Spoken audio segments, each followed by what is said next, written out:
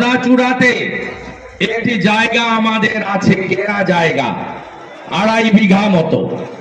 আমরা সেখানে একটি স্থায়ী রাম মন্দির নির্মাণের পরিকল্পনা করেছি। আগামী 6 এপ্রিল রামনবমীর দিন সেখানে ভিত পুজোর মধ্য দিয়ে সেখানে রাম মন্দির নির্মাণের কাজ শুরু হবে, যা 1 বছরের মধ্যে আমি আশা করি সম্পূর্ণ করতে পারবো। শুধু রাম মন্দির নয়, ওখানে ভোগশালা, হোমিওপ্যাথিক আয়ুর্বেদিক চিকিৎসা কেন্দ্র সহ একটি সনাতনীদের আস্থার জায়গা, যেভাবে রেয়াপাড়া শিব মন্দিরে আমি গেস্ট হাউস বানিয়ে দিয়েছি, ওখানেও গেস্ট হাউস এবং পূর্ণার্থীদের বিশ্রামের জায়গা সহ পূর্ণাঙ্গ রাম মন্দির গড়ে তোলা হবে। কথা দিয়েছিলাম, সেই অনুযায়ী মানুষ সাহায্য করেছিলেন, মহাশ্বেতা দেবী সাহায্য করেছিলেন, মানুষ সাহায্য করেছিলেন, তহবিল তৈরি হয়েছিল। যারা জমি দিয়েছেন, বিক্রি করেছেন, কম দামে বিক্রি করেছেন, সমাজ সেবার জন্য বিক্রি করেছেন, কারণ তারা জানতেন সেখানে হাসপাতাল হবে শহীদদের নামে। এখন দেখা গেছে কোনো এক ব্যক্তি এই জমিটি কোনো ট্রাস্টে না করে নিজের নামে রেজিস্ট্রি করে নিয়েছে। এবার দল বদল হয়ে গেছে, এখন বলছে ওখানে মন্দির করব। আমরা বলছি মন্দিরে কারুর কোনো আপত্তি নেই, মন্দির হবে, মন্দির হোক, মন্দির করুন, কিন্তু মানুষের কাছে, আন্দোলনের কাছে আমরা প্রতিজ্ঞাবদ্ধ। মানুষকে আমাদের প্রতিশ্রুতি দেওয়া ছিল যে শহীদদের নামে আমরা নন্দীগ্রামের মানুষের জন্য হাসপাতাল করব।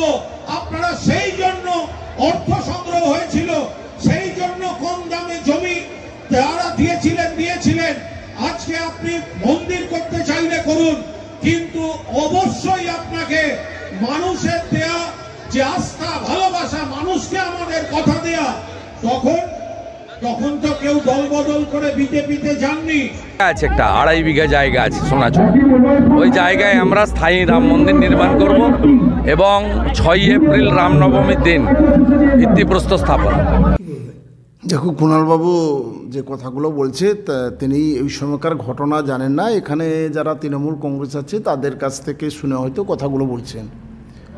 রাম মন্দির বিষয়টা সোনাচূড়া মানুষের আবেগ একটা আছে, সেই জায়গাটাকে তাকে সেই মর্যাদা দেয়া, সেই সঙ্গে নন্দীগ্রাম মানুষের আবেগকে মর্যাদা দেয়া। নিশ্চিত কেবলমাত্র রাম মন্দির হবে না, এখানে সমস্ত রকম পরিষেবা দেওয়ার জন্য সমস্ত রকম ব্যবস্থাই করা হবে। দেখুন, তৃণমূল বিজেপি মানুষকে ধর্মের নামে, মন্দির মসজিদের নামে ভাগ করতে চাইছে। যেমন ওদিকে দেখছেন যে মোদী সাহেব বলছেন রাম মন্দির তৈরি করবেন, দিদি এখানে বলছেন জগন্নাথের মন্দির তৈরি করবেন। কিন্তু সরকারের কাজ যা হসপিটাল তৈরি করা, কলকারখানা তৈরি করা, স্কুল কলেজ তৈরি করা, ওগুলোকে বাদ দিয়ে যারা এইভাবে চলতে চাইছে, স্বাভাবিকভাবে তাদের দলের নেতারা, নন্দীগ্রামে শুভেন্দুবাবু যে জমি দেখিয়ে বলেছিল ওখানে চিকিৎসা কেন্দ্র হবে, মানুষের জনকল্যাণমূলক কাজ হবে, সেখানে এখন বলছেন যে অমুক মন্দির তৈরি হবে। আবার অপরদিকে তৃণমূলের নেতৃত্ব বলছেন যে না, ওখানে ওসব না করে জনকল্যাণমূলক কাজ হবে। অর্থাৎ মানুষকে বিভ্রান্ত করতে চাইছে। নন্দীগ্রামের মানুষ চাইছে রুটি রুজি, নন্দীগ্রামের মানুষ চাইছে কর্মসংস্থান। সেটাকে ভুলিয়ে দিয়ে যারা বিভ্রান্ত করতে চাইছে তাদেরকে নন্দীগ্রামের মানুষ সঠিক সময়ে সঠিক উত্তর দিয়ে দেবে। Smart news Bangla,